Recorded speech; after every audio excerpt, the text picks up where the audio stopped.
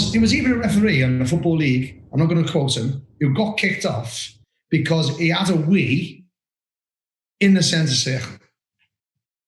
He asked his linos to go come around and he had a wee. Just pop the flags up. And I'm telling you, I'm pretty sure some of those flags, he asked his linos, like there's fellas out there who'll be listening to this who can absolutely confirm this, that he had, and it was a Football League level. That's the mad. Now imagine that happening now. In the Prem. How we've changed. Like from people using the N-words and the rent boy stuff, right back to what's acceptable now. God, he'd be sent to bloody prison, wouldn't he? Yeah.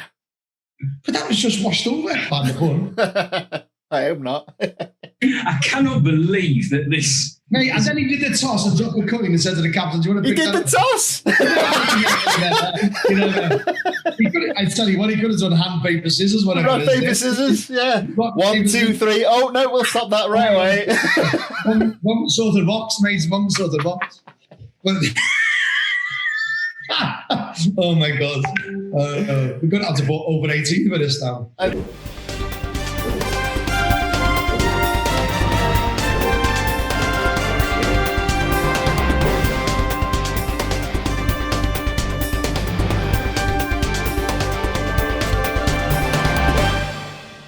Ladies and gentlemen, welcome to episode 11. I'm not doing what Martin does because I just don't have enough fingers. I don't think any of us do. I hope that's a finger, Martin. So welcome to episode 11 of The Final Whistle with Ant, Martin and Nathan. Gentlemen, as always, it's a pleasure having you on. Thanks very much, Ant. It's great to be back again.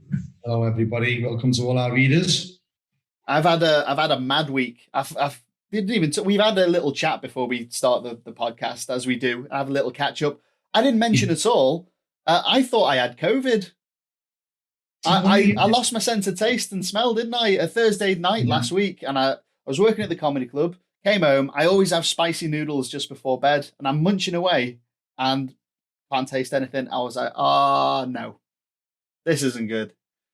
So I booked in for a COVID test the very next day. Went for a walk in, and I was isolating at this point. I was sleeping on the floor in the spare room because obviously my wife is 8 months pregnant at this point. I'm not giving her COVID, so I was away. I was isolated, and then Sunday morning I get a text through from the NHS saying, "Oh, your results are negative," and I was like, "Yay!" So I forgot to even chat about that, but that's been a bit of a roller coaster weekend. Well, I'm glad you're well, mate. I'm glad you're well. We there's a lad I know who got COVID-19, but he's one of those lads, he's not a referee now, so we probably won't listen to this, so I'll give him loads. He's one of those lads, we call him 11 Reef. No matter what you've done, he's done one of it. Yeah. If you've been to Tenerife, he's been to 11 Reef. So when he texted me, said, I think I've got COVID-19, I said, no, you've got COVID-20. So yeah, I'm glad you're well, mate. Yeah, really good to hear that. But just to start off the episode this week, it's been a big week, I think, for football as well. Just not in terms of what's gone on the pitch, but what's gone on off the pitch as well. We've had in Norway, and Nathan, I'm going to pass over to you at this point because you know the more than I do. You remember the fella's name for a start. I don't. But if you want to pick this one up and just get us started on that one. Yeah, I think it's great. Tom Harold Hagen, FIFA referee since 2009. He's been he's given an interview to a Danish publication, Norwegian publication, and said obviously that he's homosexual. And I think it's a really positive thing, and I think that I don't know if I've touched on it on here before, but there are a lot of gay and lesbian referees in this country that are even in the professional game who are not open but are kind of open behind the scenes, and obviously we have fantastic sort of ambassadors as well. That are open about it, such as Ryan Atkins. So I think it's brilliant that obviously somebody who's an internationalist official and who's done a number of games over a long period of time, in his early 40s, I believe, has now obviously be able to come out as well, and to be able to kind of be another role model, which is, I think, exactly what we need. Because, you know, I know Martin knows quite a number, and I know that Ant does as well through engaging online. I've seen, you know, obviously with a number of sort of, you know, LGBT plus referees. And I think it's brilliant that there's another sort of top level referee who's kind of an ally and somebody who's sort of very proud of it. You know, I read a bit of the interview that he did, and, you know, he said obviously he's been with a male partner for quite a while, and it's not been a big problem. I think he even said he'd attended meetings with his partner. So it's not been a problem there. I think it's a great attitude, obviously, that they have in his country and the support of the colleagues. But I think it's another great story, another, you know, fantastic sort of leader, you know, in that sort of something that's unfortunately it's new. You know, I think it was 30 years this week or last week since Justin Fashanu came out.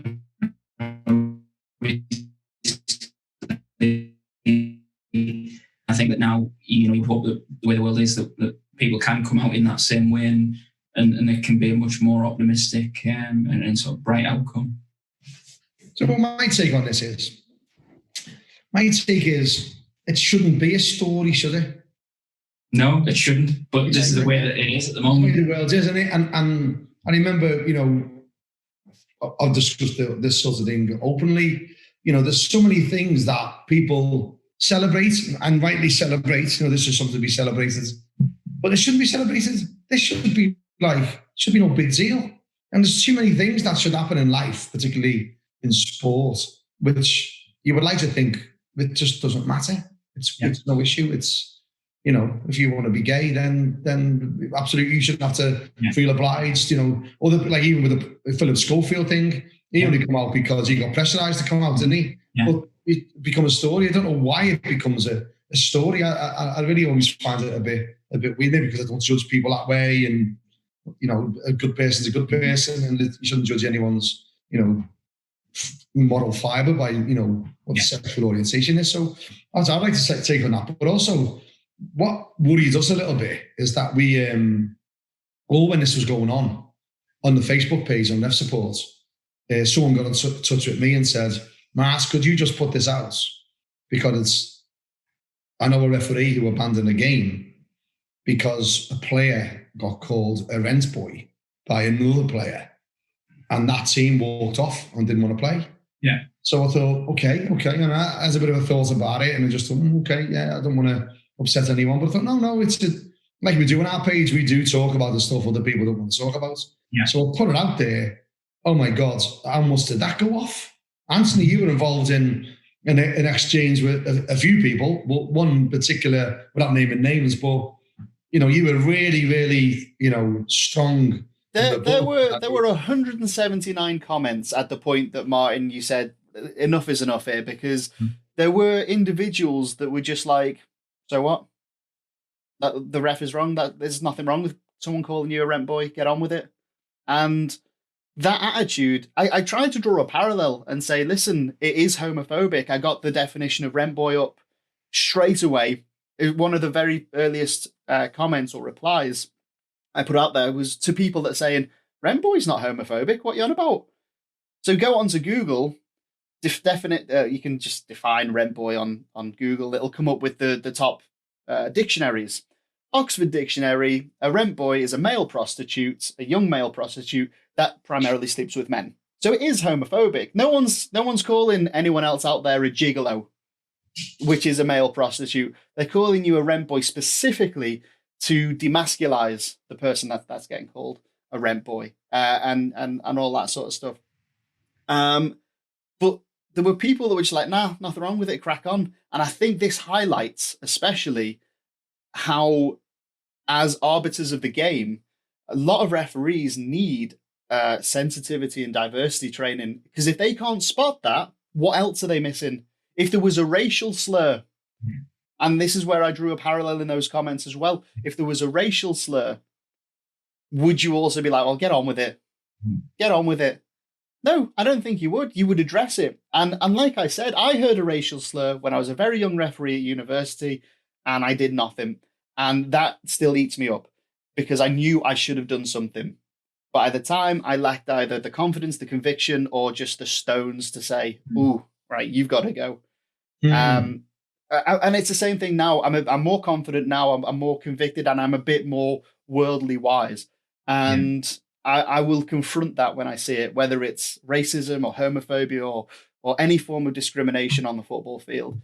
As the arbiter of the game, I'm saying that's not acceptable in society, but especially it's not acceptable on the pitch where I am in control of not only the laws of the game, but also the reputation of the game. What was interesting was when people started, obviously other people were doing a comparison between racial abuse and everything else. But I think what was missed, I closed it down because it wasn't going the way I wanted it to go. I wanted it to be more about everyone's going to have their own, everything can be interpreted. The game, beauty is in the eye of the beholder, isn't it? You know, so it's everything's can be interpreted. But I what I was going to put up is what I'll talk about now, but I didn't. Is that there was a very, very famous one of the dam busters. I forget his second name, Guy, someone, can't remember. He had a dog, and it was a brown dog. Oh, I know the name of it. And we know the name of the dog. Now, I remember going to a house as a builder to do some work, and there's this big poster of him outside, a big Lancaster bomber. Can't remember his second name, Guy, someone. That proves the point. I remember the name of the dog, but I don't remember his bloody name. Proves the point on it. And then the dog was called the N-word. The N-word, brown. yeah. Now, that was acceptable. That went into mass production, that photograph. Yeah. People sold it, not because it was controversial for the name of the dog, because he was a famous stamp buster and blah, blah, blah. That got me thinking again. I remember people, the actual colour. In Liverpool, I remember the generation of my parents and grandparents, there was a shoe polish or a leather jacket was called N Brown. Yeah. Oh, I've got an N Brown. It's this sort of, not conditioning, it's this. It's ingrained, isn't it, Martin? It's ingrained. It's absolutely ingrained in a certain generation. And I would equate it to referee abuse in a certain, with desensitized to it.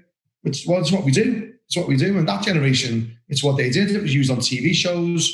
It was, even right back to the marmalade or the gollywog, that sort of people use that as a way of having a go, from a racial point of view, which I think it's right that we shouldn't be doing that. And I always feel a little bit not guilty.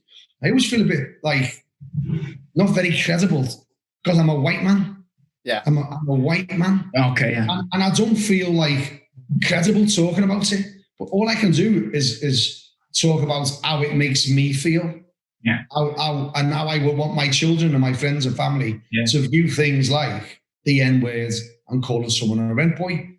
I think any county FA is trying to say that rent boy is not a homophobic slur, needs to shake their head a little bit. And how they try to justify it, we took legal advice. Well, I bet there's someone out there that was legally advised that was homophobic. Make your decision as the governing body of football and tell your other county FAs, make sure this calling someone a rent boy is a homophobic offence. End of. I've got to say that, for me as somebody who's mixed race, it's been a strange sort of upbringing because, when I was at primary school, in a very, very predominantly white area, I think the Northeast, I'm not saying that there's a racism problem here, absolutely not. But there's definitely less diversity than in the Northwest and in the Southeast. It just is. It's just the demographic of the public here. And when I was at primary school, I remember an incident really, and I think I've spoken about this in a blog. I might have even spoken about this on here before. There was a kid, and he was calling me the P word, and I actually remember it was like there was like school dinner trays, the plastic school dinner trays you would have. So I was having like packed lunch, and they would have the school dinner kids on one side of the room, the packed lunch, and I lunged for him, and I pushed his dinner off the table, and then I got him by the collar, and I didn't get wrong for that because they knew that this guy was being racist towards me. And luckily that didn't continue into my secondary education and things like that. But it does make me, realise probably how lucky I was that was, particularly at that time, the least that I had to deal with, that it could have been an awful lot worse for me. And you hear the stories of other people, you see programs like the wonderful documentary that they did recently on Channel 4 about how parents have to have the talk when they're black, because they know that there's that talk is going to be about, well, this is the racial opposition that you're going to come up against. These are the names that people are going to call you. This is why they're going to try and make you out to be a second class citizen. And I think that, I feel very, very, very lucky that, whilst I have had a really bad experience of racial abuse, that it hasn't been, at the level to where it's been physical violence against me or whatever. And just to sort of add to what Ant was talking about, where he mentioned the incident with him as a university referee and wishing he'd taken action. I've told you guys privately, already this season I've sent 2 players off for using homophobic language. One in a pre-season friendly and one a couple of weeks ago in both in youth football as well. And I just think that it's really, really important that we do that now, because in particular with the youth football, these are the next generation of adult players. And these things, like we said, become ingrained and they fester and they get worse.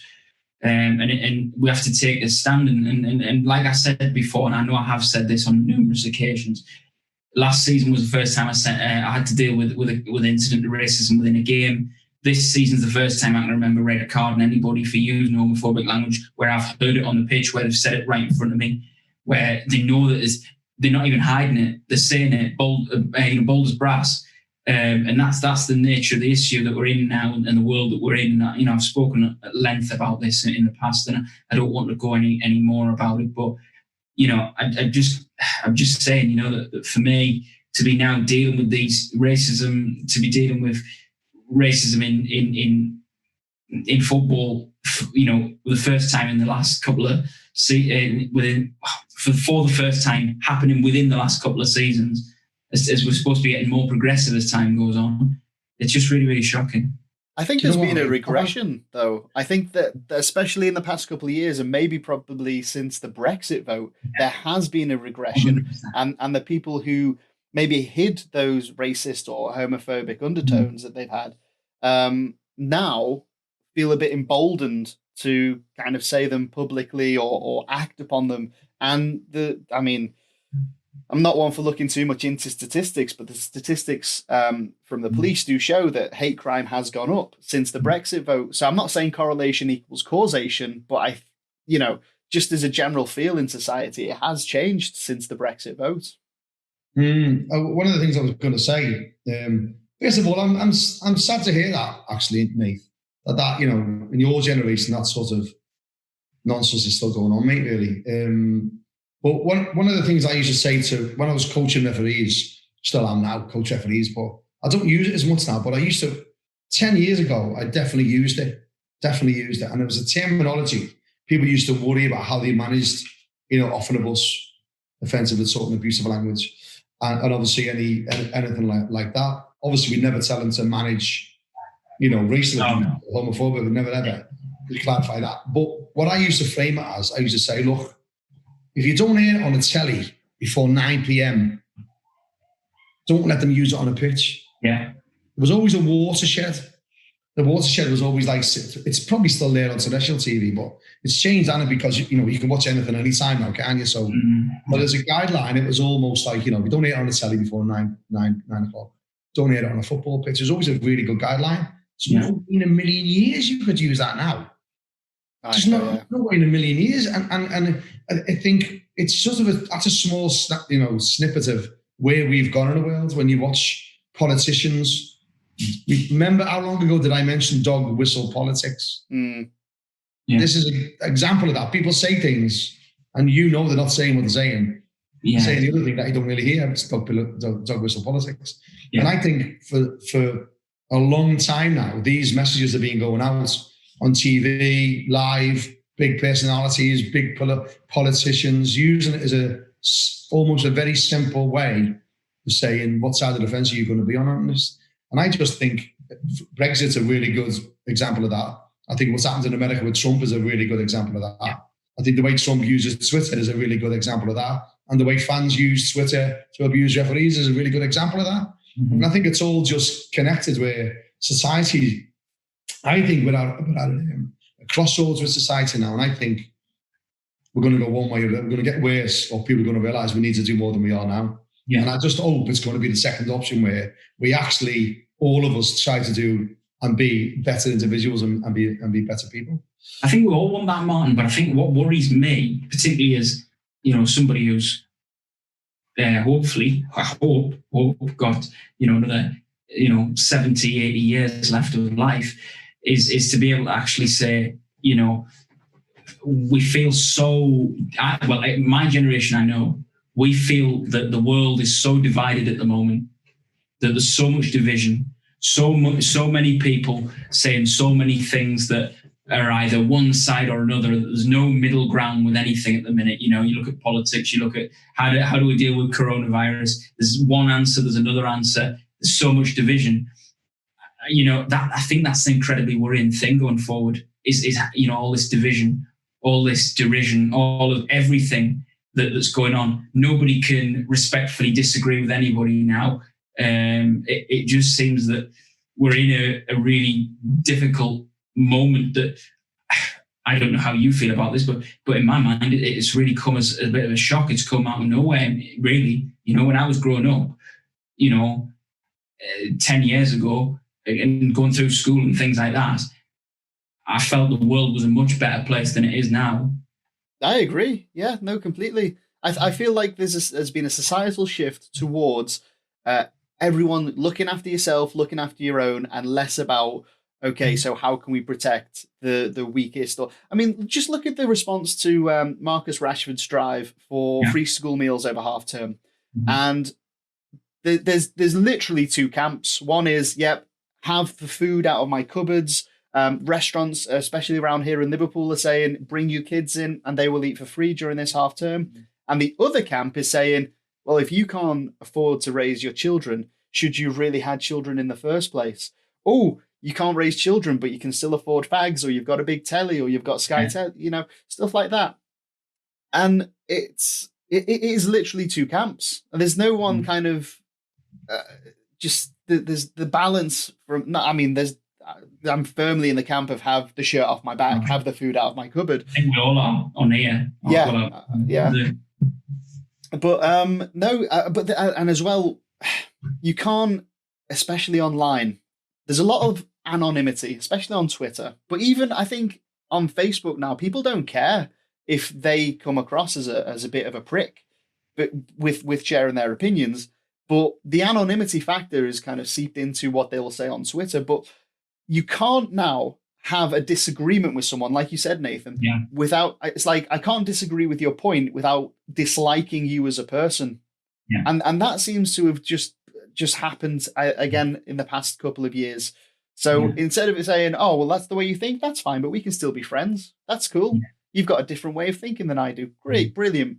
It's now, oh, well, you don't think the same as me, so I think you're a bellend and we can't be friends. I'm going to unfriend you. I don't need that in my life. Go away. And it's crazy, but that is genuinely, from my experience, what seems to have happened. Yeah, no, I agree. And I think that, to bring it back to obviously how it affects us as referees, I think the real problem that we've got there is, people disagreeing with our decisions. All of a sudden, we're getting situations like Satyam where, you're getting a few smacks around the head and all of a sudden you're bleeding and you're on the floor. It's absolutely disgusting. It shouldn't be happening. And I've said this before, and I'll happily say it again as many times.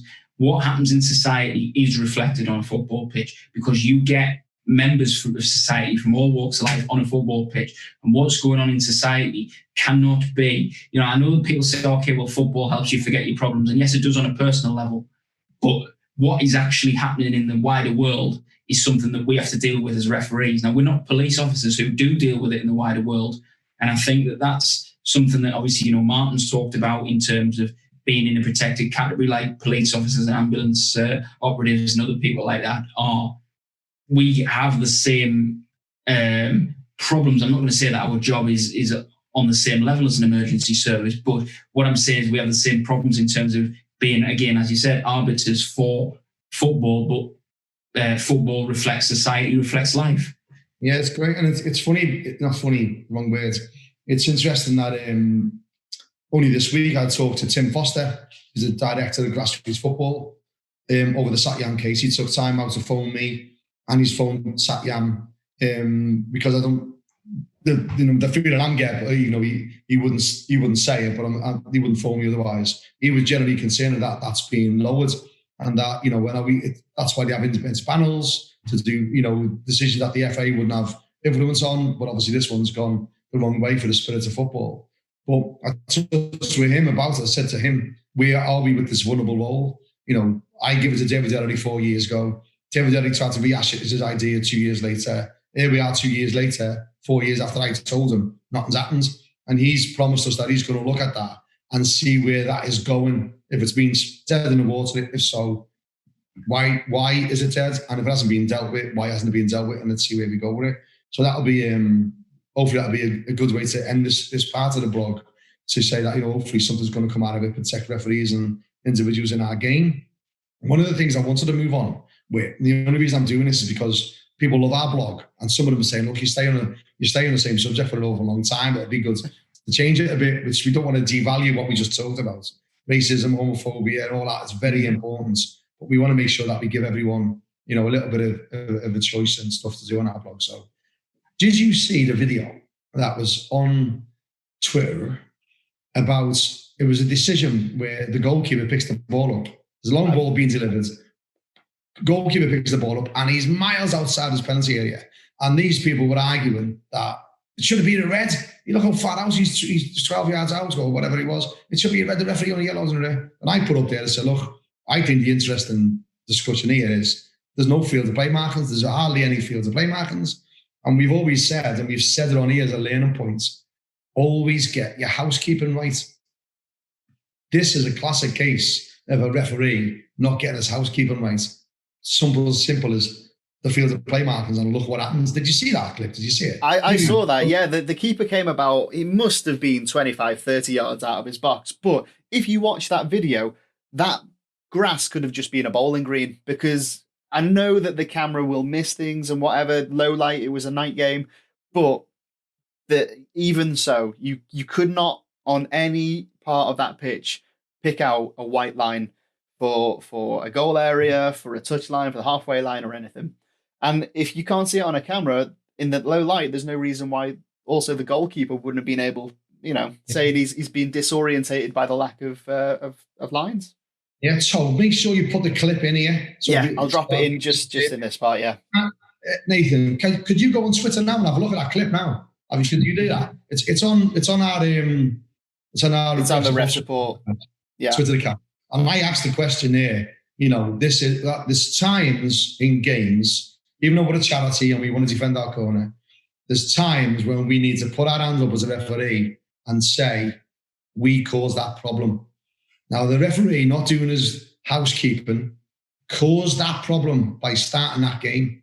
I know everyone's eager to play. Everyone wants to get out after COVID and all that sort of stuff.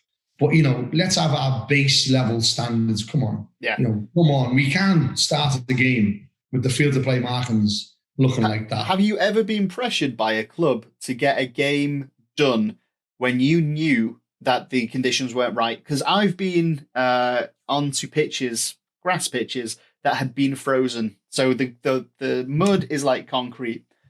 But all 22 players want to start that game, and they're saying, "Oh, it's fine, it's good, it's fine." What are you worried about, ref? No one's going to fall and break their arm or collarbone or leg, and there's a lot of pressure, and I'm going to say intimidation when those players want to play that game, and you do feel like a dick for saying no, but you know that it's right. It's the right thing to do to postpone that game, because you've got a frozen pitch that is rock solid that will mess people up, especially. And it's always the way. I check the goal area just inside the 6-yard box, because that's where the keeper's going to be jumping around. If there's any, it's going to be there. And if that's solid, then you've got no chance. And I have in the past gone, and you felt like a bastard for doing it, for postponing games for that, even though every single player wanted to play. And I imagine that is probably something that happened on the night as well. It's fine, ref, we'll just do it. Playing devil's advocate a little bit. And the only thing I would say about that, and which I think is a great learning point that hopefully anybody who's listening to this or watching this can take, is always do the pitch inspection in your boots. Yeah, because I actually got that advice after I'd done one, and it was a cold day, but the sun was shining, and it was going to warm up. But after about 20 minutes, my ankles were hurting because my studs couldn't get in the ground. Yeah, and I just abandoned the game. And in all fairness, when I reflect back on it, should I have started it? Probably not. Did I do the right thing to be with the overhead conditions and the fact that it had actually warmed up a couple of degrees in my journey to the ground? But I think I didn't. I was a newly qualified official at that stage, still learning the game, and that was one of the things that I realised.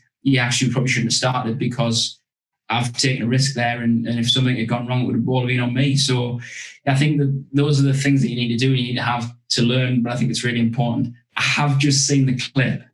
Have you watched it, mate? Yeah. By the way, I've just seen the clip.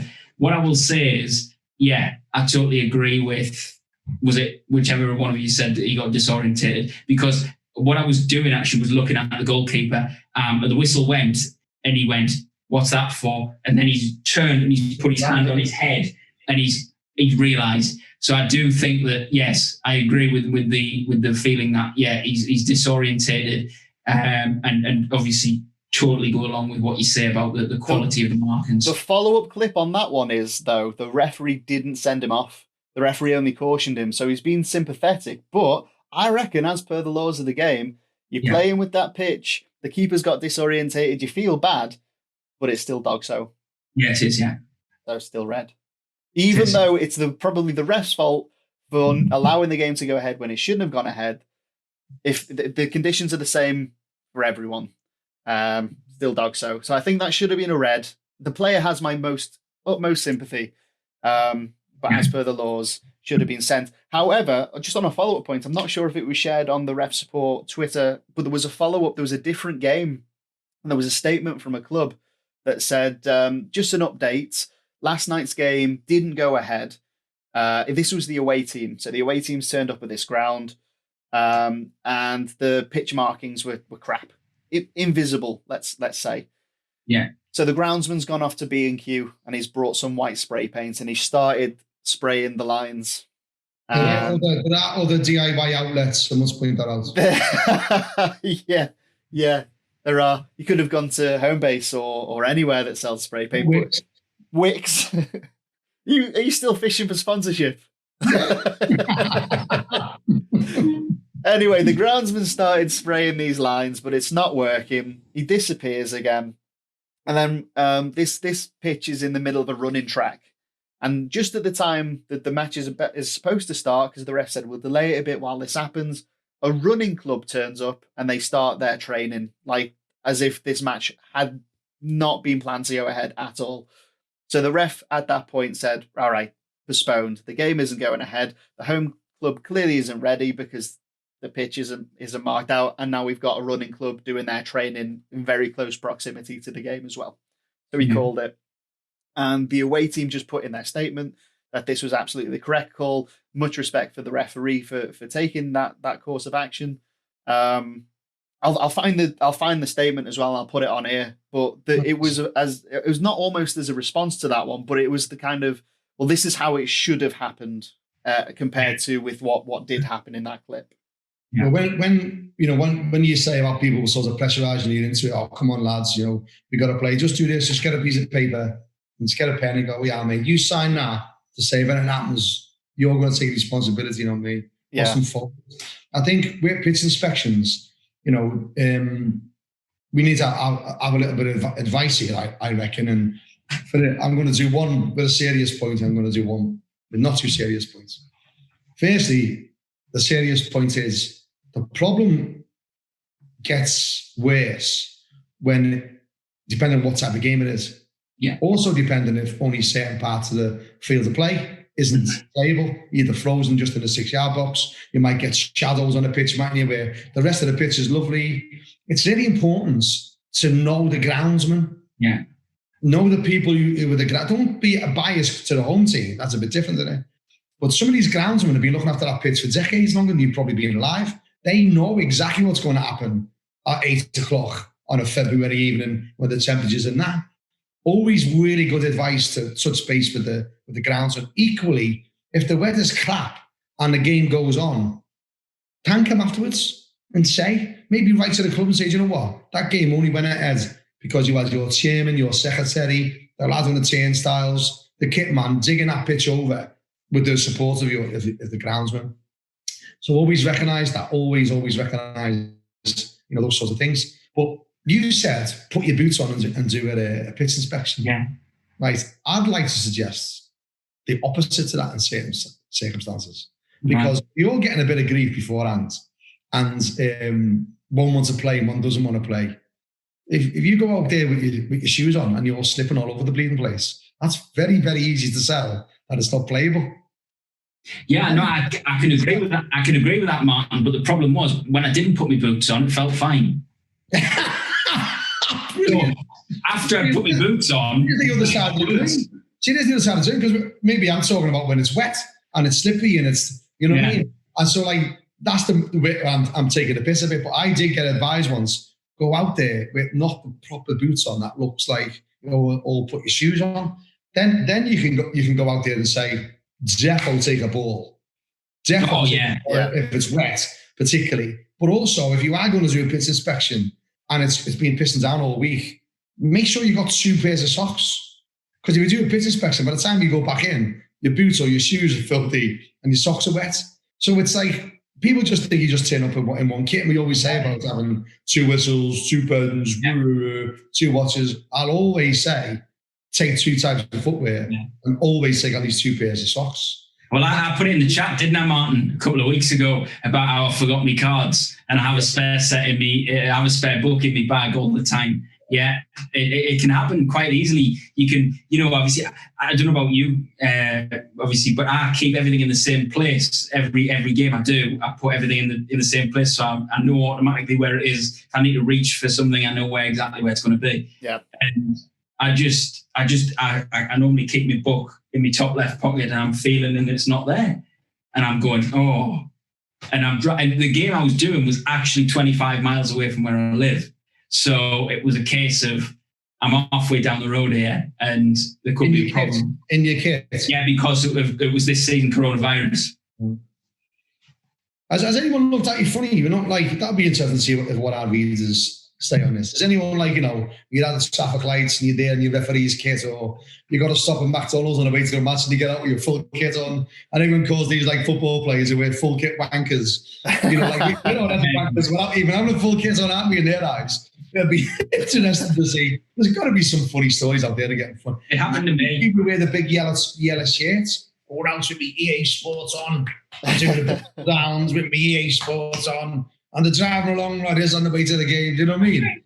It's like that. I've got some stories there. One of the things about driving to a game, I got told, which I use again, some of these journeys that referees are having as a team of 3 are now having individuals, aren't they? So we're all going to the games, level 4 and above. There's nothing worse as a referee coach, I think.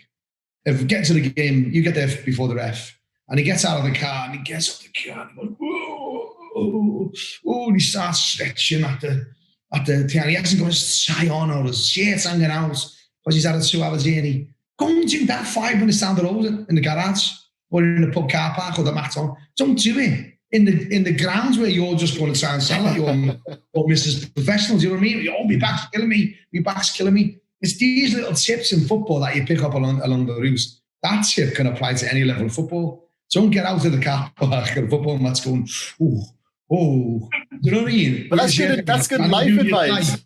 You imagine going for an interview and you turn up and you're just in the car park looking like shit. They're going to be like, oh, is that the fella here for the interview? We'll call it already. So, I mean, I've seen some horrors where I've seen like lads turn up, level 3s and above. Oh, I better put my bleeding tie on now. In the reflection in the bleeding window of the car. Outside the clubhouse where they're all going to be marking you in 2 hours frigging time. Yeah. You just what does that sell, that club, that you couldn't be asked getting ready and see what the car there bleeding their ground, you know what I mean? So just have a little bit savvy out there when you're traveling to these games, particularly now with COVID, and maybe even get out of the car and maybe do a little bit of angel. That gets you a bit of brownie points. You know, like prepared before you go to the club. It's these little subtle things that 1%. All adds to your all-round professionalism. What we've always said in it is to hop, honest, open, professional. Yeah. There or thereabouts. No, it's funny though you said that about getting sick, because obviously, like I say, obviously we're wearing tracksuits at the minute to go to games and to come back from games. And there was one just recently where it was this season, and I was doing a game on a Sunday lunchtime, and obviously Super Sunday being on Sky, and this guy went, I was in Sainsbury's, other supermarkets are available, and some guy just started giving us a referee, you spoil the game. And then he started talking about a Premier League game. Obviously I hadn't seen because I'd been out reffing myself, and it was something to do with it was handball. It was actually it was that one with Eric Dyer against Newcastle at Tottenham. It wasn't even looking at it. Yeah. And it was so that was a Sunday. I'd been out reffing and I was in a supermarket, and I got a load of stick off some bloke who was in the queue. It was unbelievable. As if I'd been responsible for, as if I was in the VAR, as if I'd just been at Stockley Park telling them to do that. Did you flash your credit card at him? Oh shit, wrong one. Oh, they were left at home. I forgot them, didn't I? The yellow cards here. Yeah, he left them in the fucking supermarket. I'll let you off this time, mate. I'll give you 2 pence off. It'd be so funny if he had like a spare pair of glasses in his hand when he's just going to buy a spare pair of glasses. That's mad. Again, I bet you there's some stories out there, like I said. Yeah. I'd just love to hear some of those stories. And then, honestly, I've heard stories of referees, you know, going to football league games and getting caught short on their way home and having to pull over on the side of a motorway and like have a wee. You know, they're being a guest in a car. You know, you can't even try to suggest that a referee has not come home from a game and halfway along goes, oh my God, I need to go to the lab now. And he's gone, oh no, I'd rather wet the car inside the US, never leave behind the fence. Do you know what I mean? There's got to be some beauty. Well, that's the thing. The post-match hospitality is always, have something to eat, or it was down the south. It's not so much up north. When it was in Sussex, well looked after. And so it'd be a couple of pints of Diet Coke and a little bit of food. So you eat that, and if you've got then maybe a 30, 40 mile journey back, yeah, of course you're going to be like, oh, I don't know, I can hold this. Particularly if you drank fast in it, if you've been running around, and it goes like because you're sort of got to hydrate.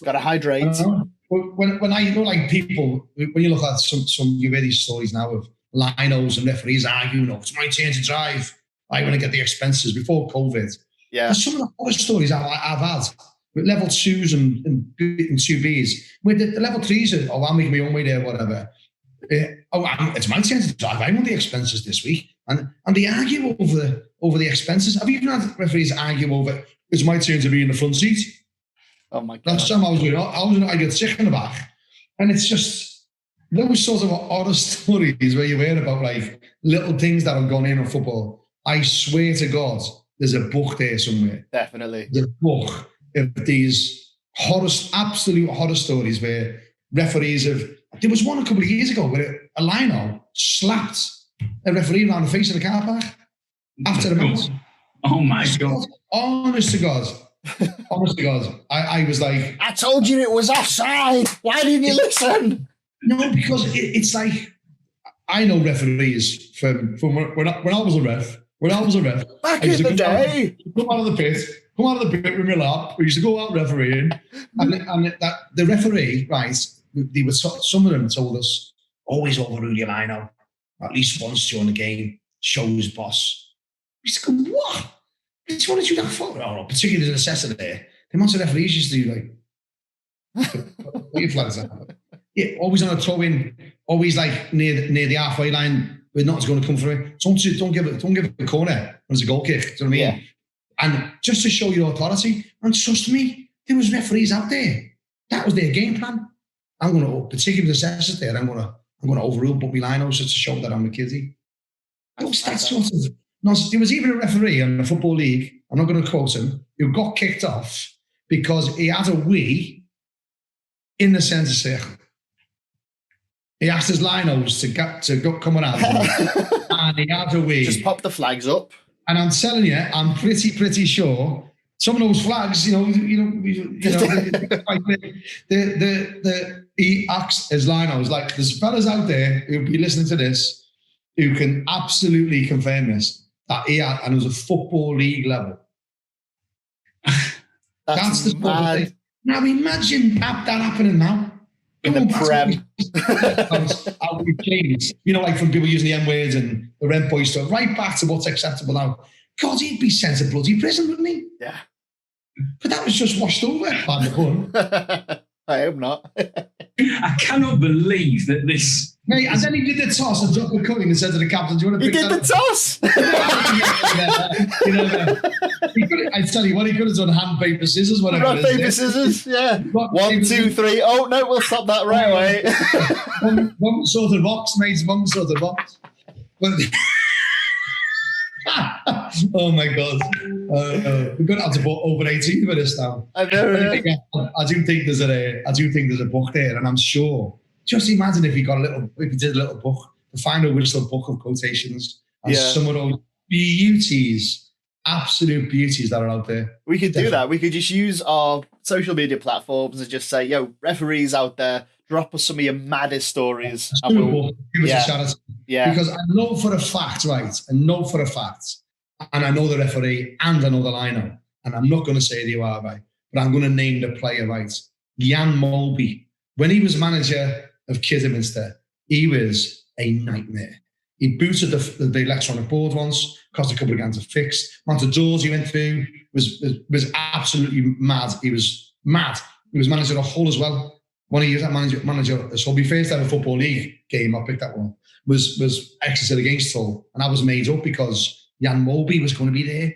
And I'm like, oh my God, it's phoning my brothers on the way down. I'm going to meet Jan Molby today. But tell us what he says. Tell me what he says after the game. No problem. So have a game, give a dodgy penalty. Definitely give a dodgy penalty. I think Exeter won 1-0. After the game, my brothers phoned me. After the coach, did you meet Jan Molby? Did you get a signature? I said, I can't get a bleeding signature autograph. I was the bleeding lino. Can't do that. And it's my first frigging game. He said, well, did he talk to you? I said, yeah. He said, what did he say? He said, he called me a fucking little prick. Which he did, because I give this dodgy penalty. Anyway, Jan Molby was horrible. And he still is a hero of mine. And he used to give the fourth man loads of grief. Loads of fourth man, loads of grief. And he was bullying this fourth official, not fourth man, fourth official. And the lino comes down, he was dead funny. He goes, "Oi, lino, you're just as shite as him. You need to get a grip. You've never played the game. You blah, blah, blah." He said, leave it out, Jan. And the fourth official goes, "Yeah, leave it out, Jan." He goes, "No, my name's Jan." And this big argument started. "You haven't got a clue about football. You want to see the size of my trophy cabinet?" He said to the fourth man. The fourth man said, "What, have you got any medals for eating pies?" And he just lost his shit. So there's got to be loads of stuff. That is fact. I know it's fact. I'm not saying I was one of the match officials because I wasn't, but I know for a fact that's what happened, and he lost his shit. Now you tell me there's another hundreds of them out there. There definitely is. And with our networks, we will find those stories. And I love the idea of getting all these like little micro stories and putting them into a book and then getting it out there for charity. That's a brilliant idea. That's a top chat. And all funny ones, which just proves there's an awful lot of cracker match officials out there. Yeah. Male, female, all colours, all creeds. They've got sense of humour. They've got personality. We have got character. We have got a little bit about us. And it would be just top draw to capture all those stories. Oh, it's just dead. I could rattle loads off, but I'll just bore you. But we definitely need to get on that. That's such a good idea. That's a nice little project to get going.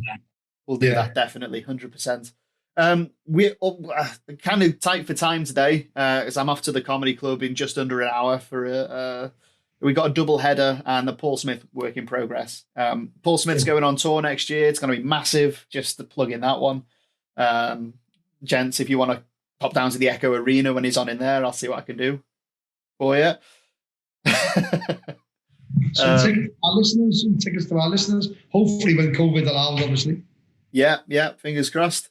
So yeah, just one thing I wanted to say. I was going to say, if there's anything you want to just wrap up with, now would be the great time. Yeah, and I don't want to obviously end it on a down note, but I think a lot of people have seen this week, and I know that Troy Townsend made a big, Troy Townsend from Kick It Out, he made a big thing about this. A young player from Manchester City, he was released over the summer, and he unfortunately committed suicide early this week, owing to the sort of mental anguish that he'd faced. Since he'd been released by the football club, and I think obviously, look, this is a big thing that obviously needs to be talked about at length.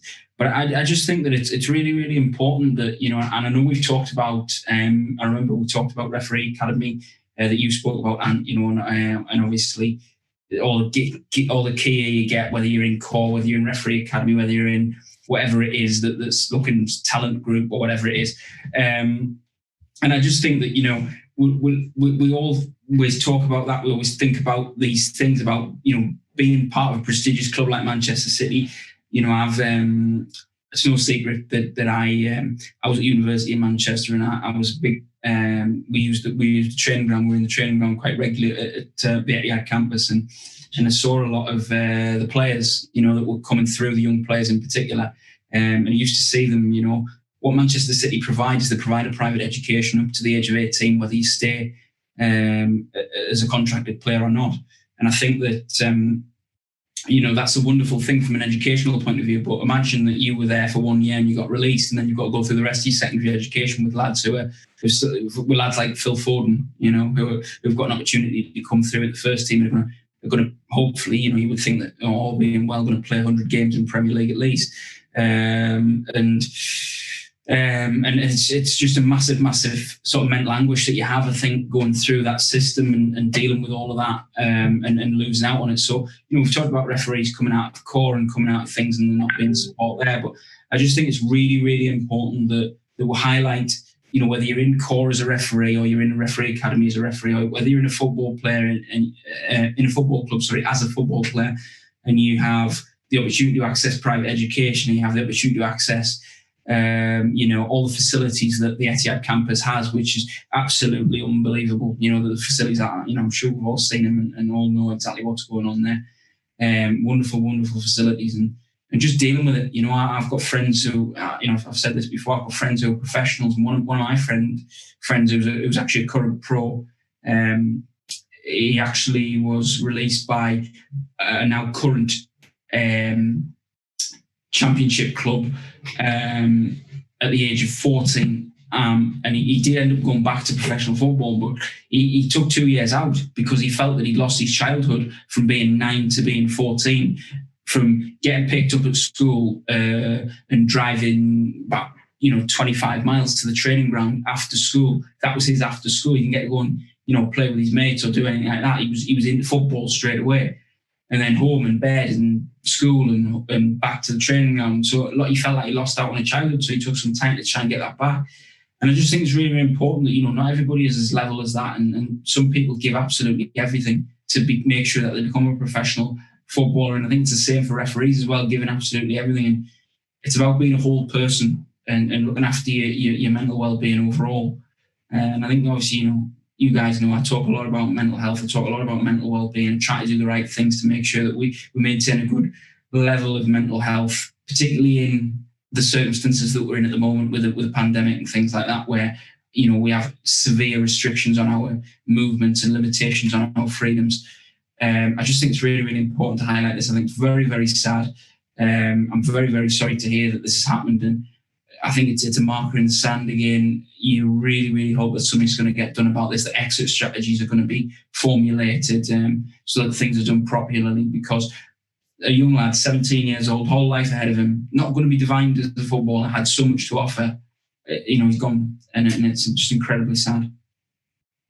Yeah, well said, mate. Yeah, there's nothing really to add to that. That's so succinctly put, and you've hit the nail on the head. Hopefully, lesson learned.